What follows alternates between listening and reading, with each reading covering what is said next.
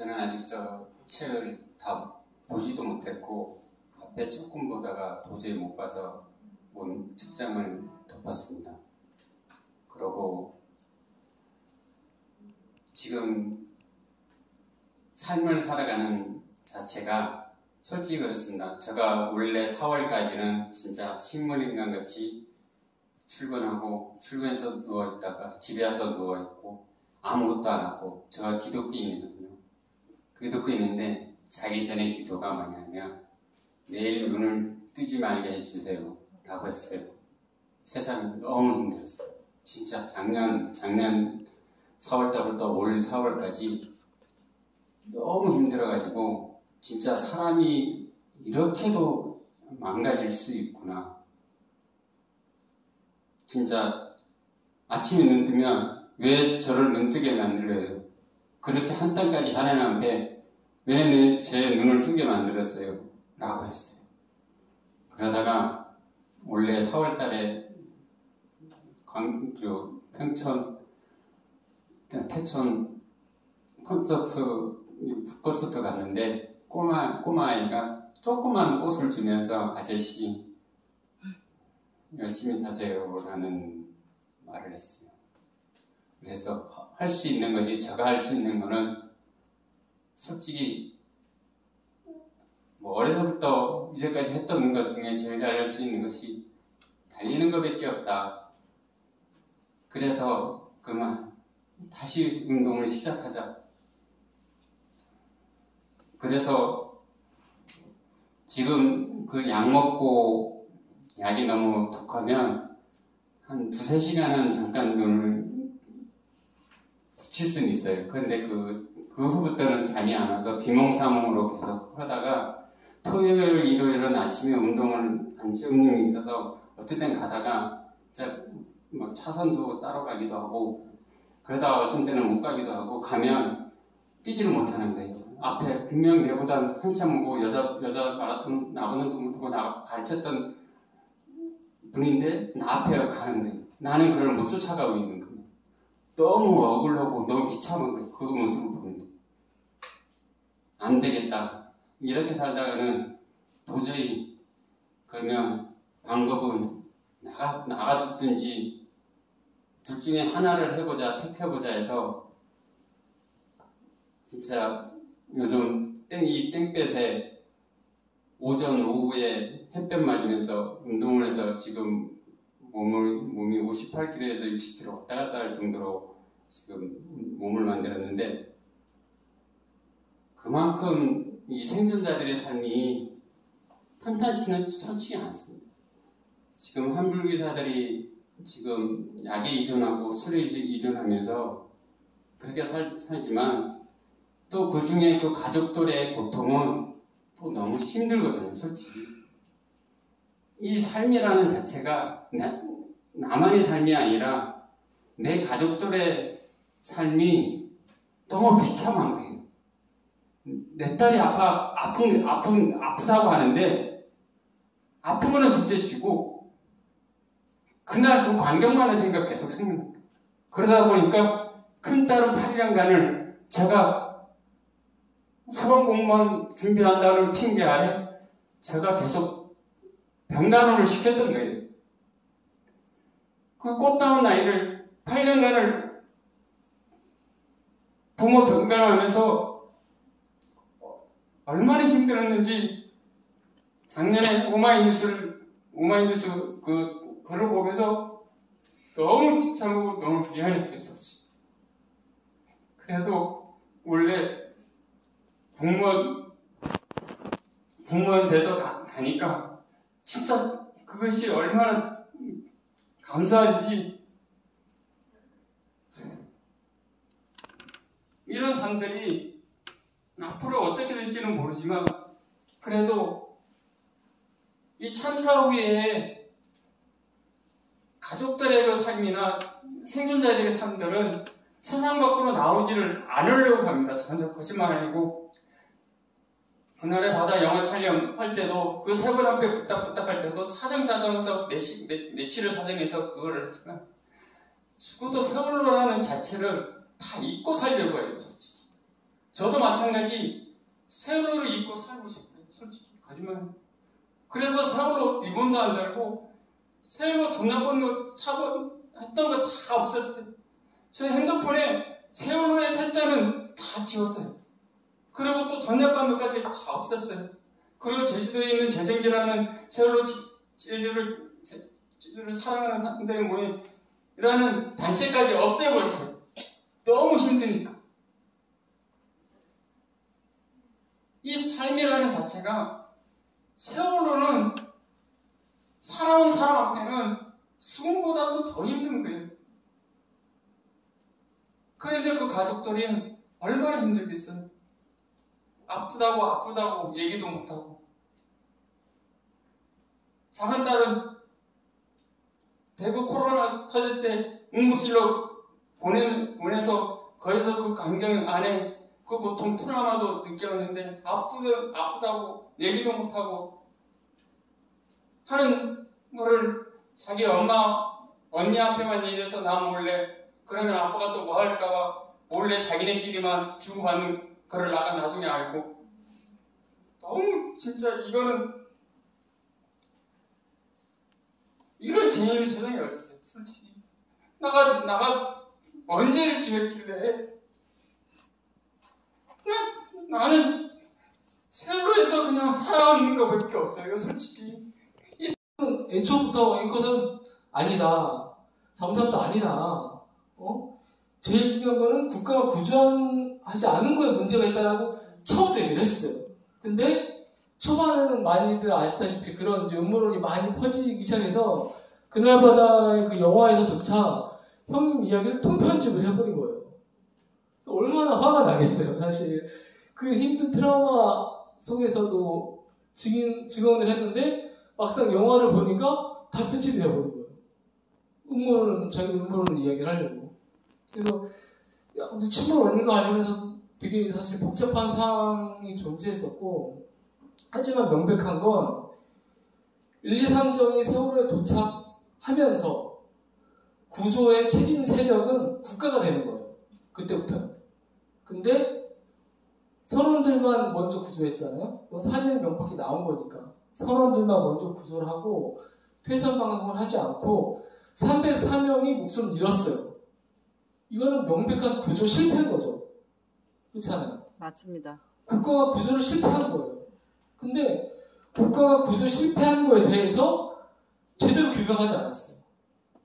제대로 규명하지 않으니까 처벌받은 사람도 없어요. 그 1, 2, 3 정장 1명. 그 사람들 몇 있다 나오고 그 윗선들 중에 제대로 처벌받은 사람 아무도 없어요. 뭐 박근혜가 세월호 때문에 탄핵당한 게 아니잖아요. 그 밑에 뭐 김기춘, 우병우 그때 중요한 역할을 해야 될 국가 체계에서는 아무것도 하지 않았는데 이게 밝혀지지도 않고 그러다 보니까 책임자 처벌도 없고 그러다 보니까 지금은 국가 책임이 아니게 돼버리는 거죠. 국가 책임이면서도. 그래서 저는 이 세월호 참사와 관련해서 국가 책임을 명백하게 밝히는 게 정말 중요하다 하는 생각이 이제 첫 번째가 있고, 그래서 책 안에 그걸 좀 담아내려고 했고, 두 번째로는 생존자의 그 삶 속에서 우리가 이러한 재난이 사실 우리 모두에게도 일어날 수 있는 거잖아요. 어떤 형태로든. 예를 들어서 이번에 수해가 일어났잖아요. 강남에서. 세월호 참사에 대한 제대로 된 대책만 마련하고 그거에 대한 재난에 대한 시스템만 제대로 됐어도 저는 윤석열이 아파트를 안 갔을 거라고 생각해요. 어떻게 그런 재난 상황에서 아파트로 가요? 자기 숙소로. 그때 그 국가 시스템이 어떻게 돌아가는가? 그런 재난 상황에서. 세월호와 지금 8년이 지났지만 아무런 변화가 없는 거예요, 지금. 그런 재난 상황에서의 대처 방식이. 근데 지금 이제 기후위기 시대라고 하는데 언제 부산이 어떻게 될지 모르잖아요. 바닷물이 올라가가지고 아파트에 막 물이 들어찰 수도 있고 어떤 수해가 일어날지 앞으로 모르거든요. 우리한테도 어떤 재난이 일어날지도 모르는 세상이 왔어요. 그러면 그걸 책임져야 될 국가가 무엇을 해야 되는가? 국가는 우리의 안전을 책임질 의무가 있는 거예요. 맞습니다. 그렇잖아요. 그래서 그런 부분들을 좀 같이 이야기하려고 했고, 맨 마지막에, 만화부 맨 마지막에 나름 좀 중요한 장면을 넣었는데, 동성님이 이제 좀 괜찮아지나 싶었는데, 다시 세월호 안으로 빨려 들어가는 그런 장면이 있어요.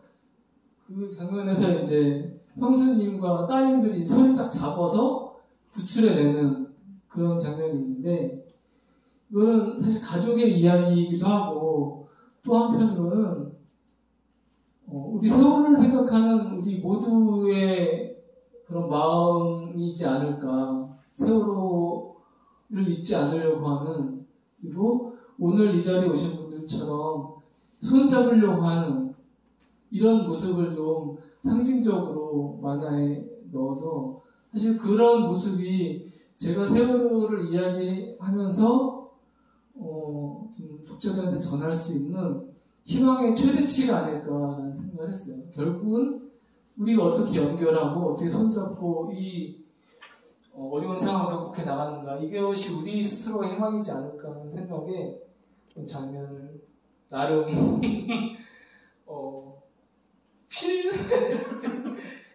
힘줘서 넣어봤습니다. 우리 사상에서 사람 시민 사라진다는 말이 있는데 사람 시민 사라지지 않아요. 저녁에 거울을 보면 내 얼굴에 해골이 있어요. 아침에 일어나면 날씨 나쁜 날은 몸을 가리지 못해가지고 뻗어있는 내 모습을 보면 얼마나 비참한지, 이것이 살리면 이것이 사라지는 건가요? 아니잖아요.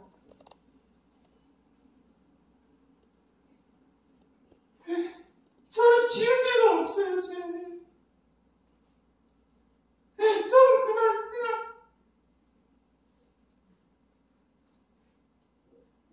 세월호에서 살아온 죄밖에 없는데 왜 이런 고통을 겪으면서 가족들 앞에까지 고통을 주면서 살아야 되는지 저는 진짜 이해가 안 되는 것까지. 너무 죄송합니다.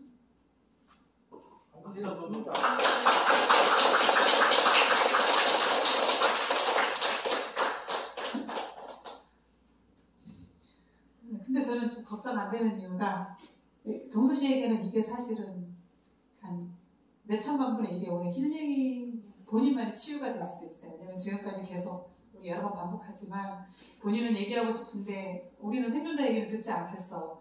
우리는 자식 기른 사람이 아픔을 더 먼저 만져야지. 사는 사람이 뭔 살아봤잖아.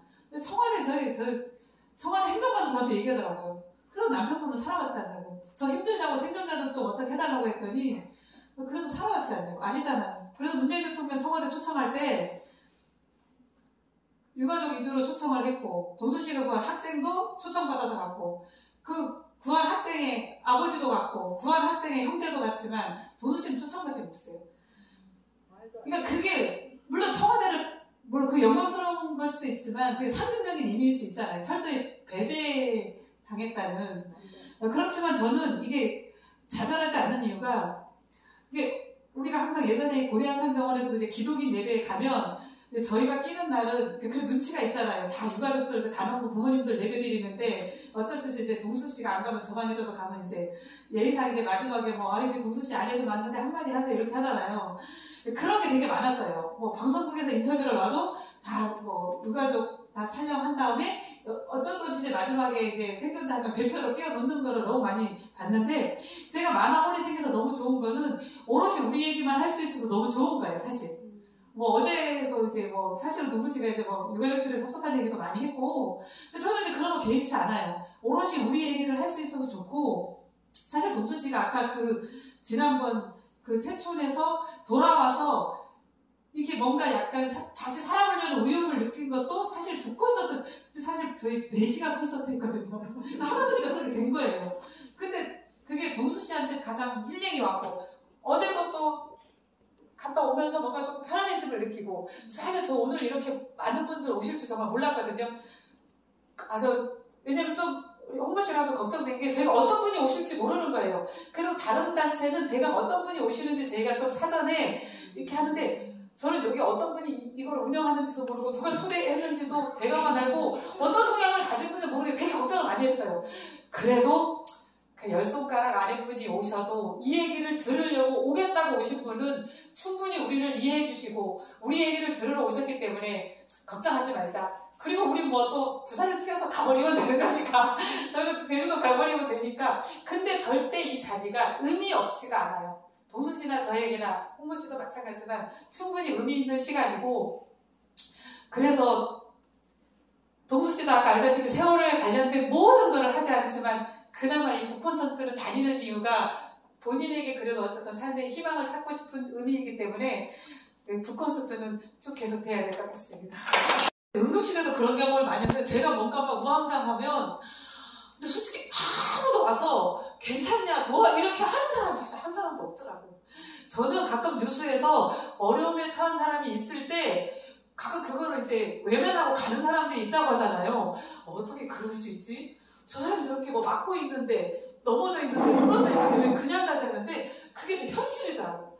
응급실에서 남편이 막 억제에 묻고 저는 막 벌벌 떨면서 제가 물 좀 달라고 하는데 아무도 물을 갖다 주는 사람이 없더라고요. 근데 거기도 저를 다 이상한 눈으로 쳐다보지. 게다가 이제 그 비행기 시간이 조금 딜레이가 됐잖아요. 저희 때문에.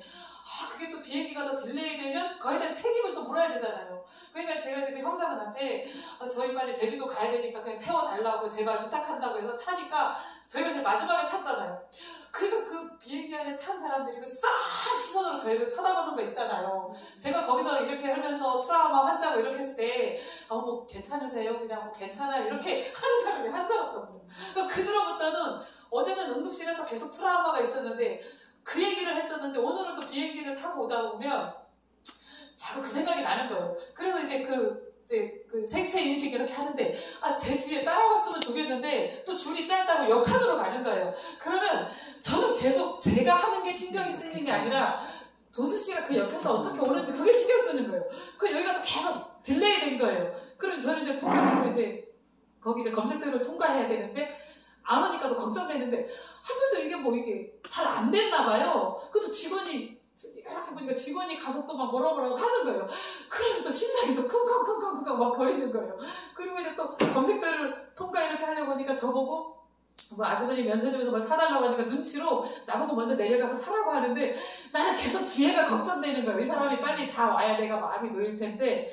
그러니까 그러다 보니까 응급실은 응급실대로 가면 계속 트라우마가 남아있고, 거기 가면 써있잖아요. 뭐 의료진에게 폭언, 폭행시, 뭐 3,000만 원 이하의 거. 그러면 그것이 그냥 저에게는 너무 크게 다가오는 거예요. 그리고 이제 오늘도 공항 가면 뭐 기내 반인물, 그러면 그것만 저한테 다른 건 아무것도 안 보여요. 그러니까 그런 것이 계속 트라우마라고 어디서 숲에서도 제가 사려니 숲을 근무하잖아요. 그러다가도 어디서 뭔가 큰 소리만 나면 또 제가 심장이 쿡쿡쿡 막 이렇게 거리는 거예요. 그게 너무 일상이 돼버렸어요. 근데 사실은 아무 일도 안 일어나기도 해요. 또 아무 일도 안 일어날 수도 있어요. 또 그런데 저는 그게 약간 만성 질환처럼 그냥 어제도 말했지만 그냥 이렇게 차를 타고 가다가 1차선에서 차가 빨리 안 가면 동수씨가 옆에서 여러분도 그러잖아요. 차가 빨리 안 가면 누구나 크락션 울릴 수 있잖아요. 근데 저는 울리는데 도수씨가 크락션 울리면 또 가슴이 두근두근하는 또 앞차에서 또 뭐 이렇게 또 갑자기 뭐 이렇게 막아섰다든가 뭐 뒤에 쳐다봐서 뭐 왜 빵빵거려 이렇게 할까봐 이 차를 지나갈 때까지 또 저는 또 막 가슴이 조마조마조마 하는 거예요. 그건 제가 알아요. 동수씨가 문제가 아니라 저에게 문제가 있다는 게 알아요. 근데 그렇게 되는 거예요. 그래서 이제 공항에 와서 이제 앉아있으면 이게 또 뭐 주변에 혹시 또 무슨 일이 갑자기 또 일어날지 않을까. 그러니까 사실 동수씨는 누군가 이게 건드리지 않으면 아무렇지도 않아요. 근데 이제 어떤 그런 상황이 됐을 때 예를 들어 제가 뭐 이렇게 툭 쳤을 때 그냥 어떤 사람은 이 사람이 기분 나빠서 나를 쳤구나 해서 이해할 수 있는데 도수씨는 그런 상황이 잘 안 돼요. 특히나 안전에 관한 문제는 너무 예민하게 받아들이기 때문에 그런 안전에 관한 거를 얘기해서 그 사람이 그 얘기를 받아들이지 않으면 참지를 못하는 거예요. 근데 저는 그게 옆에 있으면 계속 걱정이 되는 거예요. 그래서 저는 8년 동안 도수 씨가 이제 요즘 이제 많이 마라톤도 하고 많이 스스로 이제 이겨내려고 하고 그거 알아요. 그리고 본인이 그렇게 참는 게 가족들에게 이제 덜 고통을 준다는 걸 아는데도 이제 제가 문제인 거예요. 그래서 어디 가서 목소리만 커도 제가 놀래고 어떤 때는 기다려야 되는데 도수 씨는 옆에서 잘 기다리는데 어느 순간부터 제가 못 기다리는 거예요. 그래서 어디 가서 막 화도 막 내고 식당 가서 음식이 빨리 안 나오면 막 왜 빨리 안 드시고 막 어느 순간에 그 동수 씨가 했던 모습을 약간 제가 하고 있고 그러다 보니까 이제 뭐 누구나 이제 뭐 50대 중반 60대가 되면 뭐 갱년기가 오고 뭐 건망증이 심하다고 하는데 요즘 그런 증세가 막 심하다 보니까 차에 시동을 막 4시간 동안 켜놓고 그 내버린 거예요 그냥. 그러니까 자꾸 또 실수를 하다 보니까 자꾸 제 마음이 위축되고 그러다 보니까 뭐 딸들이나 남편도 그냥 대수롭지 않게 이렇게 한 번씩 툭 그걸 왜 제대로 못하니까 나무라는 게 저한테는 이제 너무 크게 다가오는 거예요. 그래서 좀 저도 좀 이제 편해져야 되는데 저는 이제 여러분들 앞에 이 기회를 통해서 하고 싶은 말이면 저도 언젠가는 뭐 이게 오늘 좀 즐거운 일이 없나? 뭐 내일은 좀 오늘 뭐 좀 신나는 일이 저는 어느 순간부터 그런 게 없고 그냥 오늘 아무 일도 일어나지 않았어요. 그냥 내가 아침에 일어나서 저녁에 잘 때까지 아무런 걱정하는 일만 생기지 않으면 그냥 그게 제일 좋다. 그게 제일 행복이다. 뭐 기쁜 일, 뭐 이런 즐거운 일 일어나지 않아도 좋고 오늘 그냥 아무 일도 일어나지 않으면 제일 좋다. 그래서 그냥 여러분들도 그냥 내가 이렇게 이 평범한 삶이 그냥 그 책을 보면서 나의 평범한 삶이 누군가에게는 정말 꿈꾸는 이상의 어떤 바람이구나. 그렇게 좀 알아주셨으면 좋겠어요.